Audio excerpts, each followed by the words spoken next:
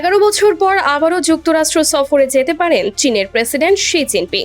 সফরটি চূড়ান্ত হলে আগামী 23 সেপ্টেম্বর যুক্তরাষ্ট্রে পৌঁছানোর কথা রয়েছে তার। পরদিন 24 সেপ্টেম্বর হোয়াইট হাউসে মার্কিন প্রেসিডেন্ট ডোনাল্ড ট্রাম্পের সঙ্গে বৈঠক করবেন শি জিনপিং। এরপর 25 সেপ্টেম্বরই যুক্তরাষ্ট্র ছাড়ার পরিকল্পনা রয়েছে বলে সংশ্লিষ্ট সূত্রের বরাতে জানা গেছে।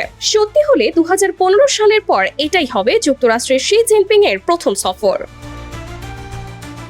কারণ এটি ওয়াশিংটন ও বেইজিং এর মধ্যে বাণিজ্য, প্রযুক্তি ও ভূরাজনৈতিক নানা ইস্যুতে দীর্ঘদিন ধরেই উত্তেজনা রয়েছে। ফলে ট্রাম্প শি বৈঠকে দুই দেশের সম্পর্কের পাশাপাশি আন্তর্জাতিক রাজনীতির গুরুত্বপূর্ণ বিষয়গুলোও আলোচনায় আসতে পারে। বিশেষ করে বাণিজ্য, তাইওয়ান, কৃত্রিম বুদ্ধিমত্তা, ইরান যুদ্ধ এবং হরমুজ প্রণালীর পরিস্থিতি বৈঠকের আলোচনায় জায়গা পেতে পারে বলে ধারণা করা হচ্ছে।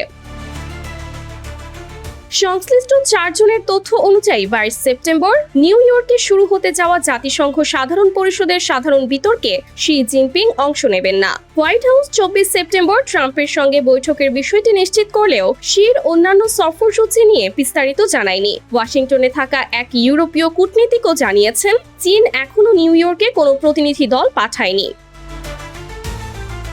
সর্বশেষ 2015 সালে জাতিসংঘের 70তম প্রতিষ্ঠা বার্ষিকীর অনুষ্ঠানে যোগ দিতে নিউ ইয়র্ক সফর করেছিলেন তিনি। এরপর করোনা মহামারীর সময়ে 2021 সালে জাতিসংঘের সাধারণ পরিষদে ভার্চুয়ালি বক্তব্য দেন। এবার শি যদি সত্যিই ওয়াশিংটনে যান, তাহলে 1 দশকেরও বেশি সময় পর ট্রাম্পের সঙ্গে সরাসরি বৈঠক দুই পরাশক্তির সম্পর্কের নতুন সমীকরণ তৈরি করতে পারে। বিশেষ করে বাণিজ্য থেকে মধ্যপ্রাচ্য সবকিছু মিলিয়ে এই বৈঠকের দিকে তাকিয়ে থাকবে পুরো বিশ্ব।